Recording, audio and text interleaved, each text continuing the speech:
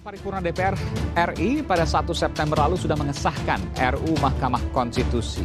Ini adalah perubahan ketiga atas Undang-Undang Nomor 24 Tahun 2003. Revisi undang-undang ini menuai kontroversi, pro dan kontra karena pembahasannya yang dinilai sangat cepat dan terkesan terburu-buru, apalagi dalam situasi pandemi saat ini. Assalamualaikum warahmatullahi wabarakatuh. Salam Pancasila.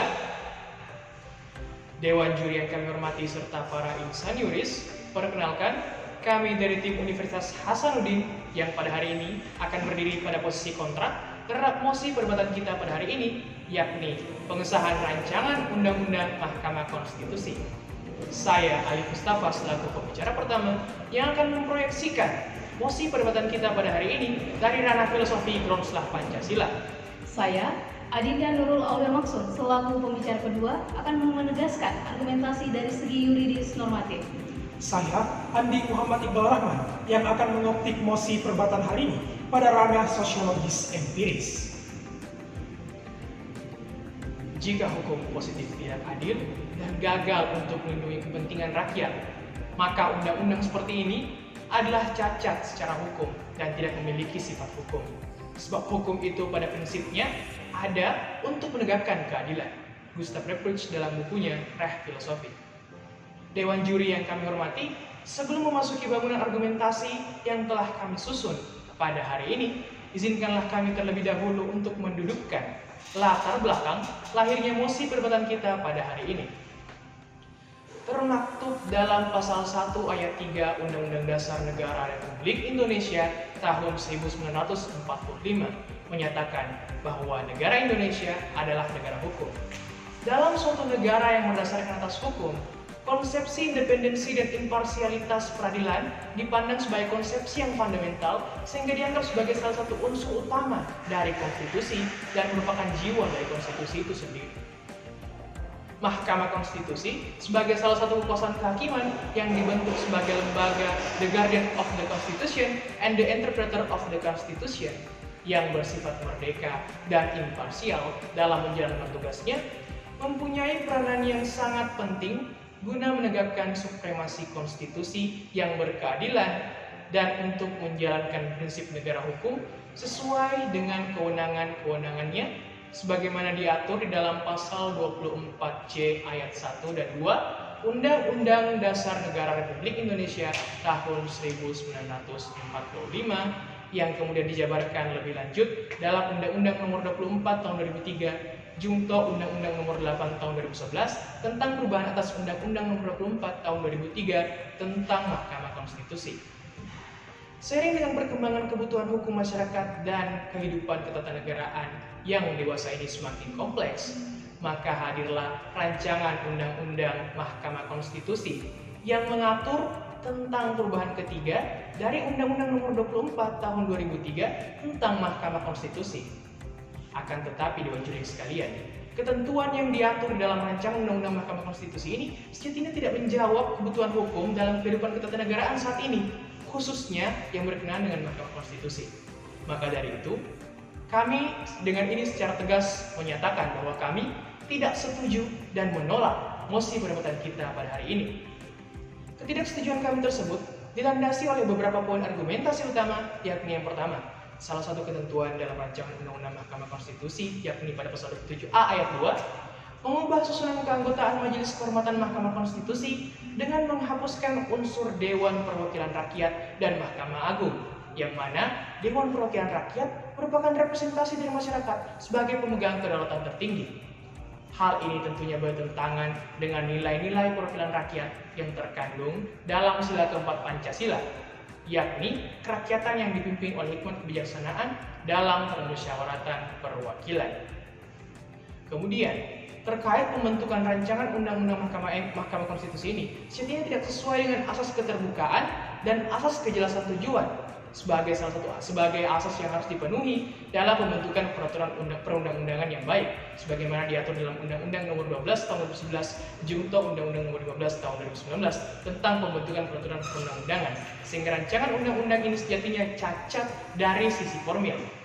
Kemudian terkait materi muatan yang terkandung di dalam rancangan undang-undang ini sejatinya tidak memberikan penguatan kelembagaan dan kewenangan Mahkamah Konstitusi sebagai penegak supremasi konstitusi dan malah memuat ketentuan yang tidak sesuai dengan semangat pembentukan Mahkamah Konstitusi. Rancangan undang-undang Mahkamah Konstitusi ini juga tidak mengatur ketentuan yang fundamental yang seharusnya diatur dalam rancangan undang-undang Mahkamah Konstitusi ini. Dewan Juri yang terhormat, tantangan perkembangan kebutuhan hukum masyarakat dalam sistem ketatanegaraan Indonesia mengharuskan hadirnya rancangan undang-undang tentang Mahkamah Konstitusi. Namun Dewan Juri yang terhormat, rancangan undang-undang Mahkamah Konstitusi yang dihadirkan saat ini bukanlah rancangan undang-undang yang menjawab kebutuhan hukum terhadap Mahkamah Konstitusi. Hal ini dikarenakan bermasalah pada dua aspek, yakni formil dan material rancangan undang-undang Mahkamah Konstitusi. Dalam aspek formil, rancangan undang-undang Mahkamah Konstitusi telah cacat secara prosedural, yakni tidak sesuai dengan Undang-Undang Nomor 12 Tahun 2011 junto Undang-Undang Nomor 15 Tahun 2019 tentang pembentukan peraturan perundang-undangan, di mana dalam proses perencanaan, rancangan undang-undang Mahkamah Konstitusi tidak dituangkan dalam program legislasi nasional prioritas sesuai ketentuan pasal 20 ayat 2. Selain daripada itu, pembentukan rancangan undang-undang Mahkamah Konstitusi ini tidak berdasarkan asas peraturan perundang-undangan yang baik sesuai pasal 5 huruf A dan huruf G, yakni poin kejelasan tujuan dan asas keterbukaan, di mana di dalam naskah akademik rancangan undang-undang Mahkamah Konstitusi tidak memberikan alasan yang jelas atau urgensi, serta dalam pembentukannya tidak bersifat transparan dan terbuka, karena tidak melibatkan partisipasi publik yang seluas-luasnya. Dewan Juri yang terhormat, sehingga jika suatu prosedur yang sudah dilakukan dengan tidak baik, maka materi muatan yang dihasilkan juga tidak baik. Selanjutnya, dalam aspek materi, salah satu alasan rancangan undang-undang Mahkamah Konstitusi hadir adalah sebagai tindak lanjut dari putusan Mahkamah Konstitusi. Namun, putusan Mahkamah Konstitusi yang dimasukkan ke dalam rancangan undang-undang ini tidaklah mengakomodir semua atau keseluruhan putusan Mahkamah Konstitusi. Contohnya adalah putusan Mahkamah Konstitusi nomor 138/PUU Angka Romawi 7 tahun 2009, di mana Mahkamah Konstitusi berwenang menguji secara materi peraturan pemerintah pengganti undang-undang. Kedua, pasal 15 ayat 2 dan pasal 22 ayat 1 dalam rancangan undang-undang Mahkamah Konstitusi menjelaskan untuk menjadi hakim konstitusi haruslah berusia minimum 55 tahun dan berhenti pada usia 70 tahun atau masa tugas 15 tahun dengan menghilangkan adanya periodisasi masa jabatan hakim. Namun, hadirnya pasal 87B dalam rancangan undang-undang Mahkamah Konstitusi telah melanggar asas hukum non-retroaktif kepada hakim konstitusi yang sedang menjabat saat ini. Hal ini tentunya akan mereduksi tujuan dalam menegakkan kepastian hukum dengan keberlakuan surut dari suatu undang-undang. Kemudian, pasal 27A rancangan undang-undang Mahkamah Konstitusi, yakni pengurangan keanggotaan Majelis Kehormatan Mahkamah Konstitusi dari 5 orang menjadi 3 orang, di mana tidak dimasukkannya unsur Dewan Perwakilan Rakyat dan Mahkamah Agung, sehingga tidak memberikan ruang kepada rakyat untuk ikut serta dalam menilai perilaku hakim konstitusi. Dewan Juri yang terhormat, rancangan undang Mahkamah Konstitusi ini telah menghapus berbagai pasal-pasal yang telah diatur dalam undang-undang sebelumnya yang sangat berakibat fatal, yakni penghapusan pasal 45A dan pasal 59 ayat 2 yang berdampak pada permasalahan proses eksekutorial putusan Mahkamah Konstitusi dan terbentuknya ruang yang tidak terbatas oleh hakim konstitusi dalam memberikan putusan yang bersifat ultra petita. Seharusnya dalam rancangan undang-undang Mahkamah Konstitusi ini mengatur hal-hal yang fundamental terkait penguatan kewenangan dan kelembagaan Mahkamah Konstitusi. Seperti misalnya, yang pertama, penormaan hukum acara Mahkamah Konstitusi ke dalam Undang-Undang Mahkamah Konstitusi, di mana hukum acara Mahkamah Konstitusi selama ini diatur melalui peraturan Mahkamah Konstitusi yang seharusnya diatur dengan undang-undang sesuai perintah konstitusi pasal 24C ayat 6 Undang-Undang Dasar Negara Republik Indonesia tahun 1945.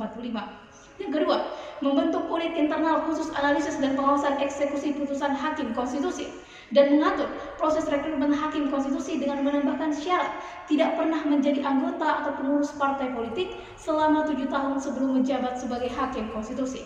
Hal ini dikarenakan perkara-perkara yang ditangani oleh Mahkamah Konstitusi adalah perkara yang berkaitan dengan sengketa hasil pemilihan umum dan kewenangan pembubaran partai politik.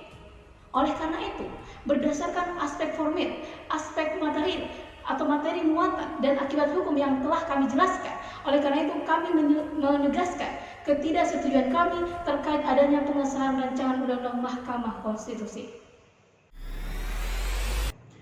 Dewan Juri yang terhormat, konsep pembentukan peraturan perundang-undangan di Indonesia harus benar-benar sesuai dengan norma-norma dasar serta asas-asas dalam pembentukan peraturan perundang-undangan.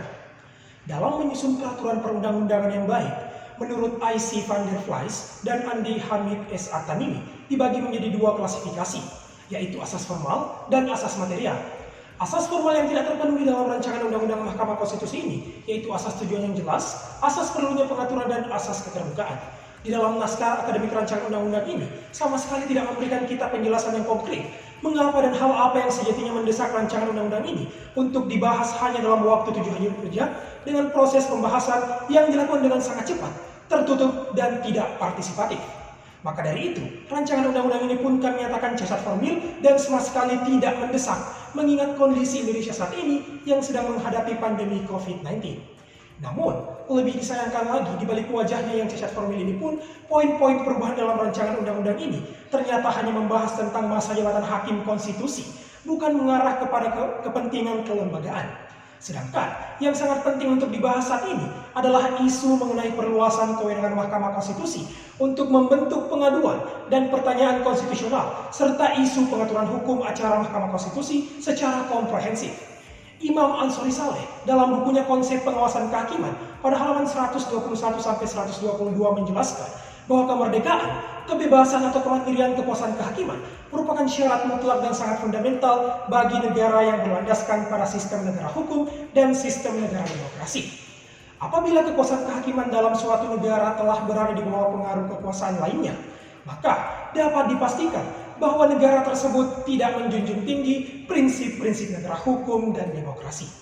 Dewan Juri yang amat terpelajar, Philippus M. Hajun merumuskan bahwa komponen fungsional kemerdekaan kekuasaan kehakiman yaitu bebas dari campur tangan dan bebas untuk melaksanakan fungsi peradilan.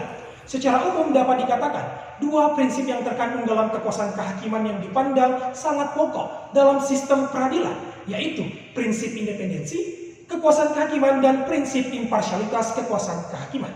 Namun lagi-lagi, pengesahan rancangan Undang-Undang Mahkamah Konstitusi ini pun kemudian pada akhirnya akan mereduksi prinsip independensi dan imparsialitas kekuasaan kehakiman dikarenakan substansinya yang sangat tidak substantif dan malah kemudian mencoreng marwah dari hakim konstitusi itu sendiri.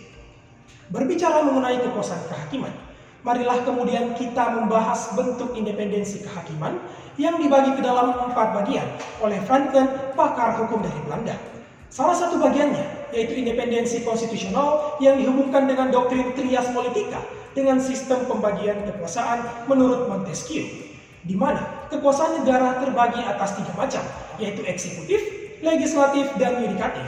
Sangat disayangkan karena isi muatan dari rancangan undang-undang ini sejatinya akan menciptakan tatanan hukum yang diskriminatif jika lembaga eksekutif dan legislatif masa jabatannya dibatasi hanya 5 tahun selama 1 periode, sedangkan lembaga yudikatif dalam hal ini Mahkamah Konstitusi dalam sekali terpilih akan menjabat selama 15 tahun lamanya atau hingga berusia maksimal 70 tahun.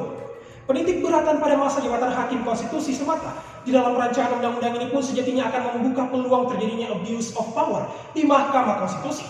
Bukti nyata pada terjadinya abuse of power oleh hakim konstitusi terekam jelas di ingatan kita semua pada kasus Akil Mukhtar yang menerima suap sengketa pilkada dan Patrialis Akbar dalam kasus suap uji material Undang-Undang Peternakan dan Kesehatan Hewan.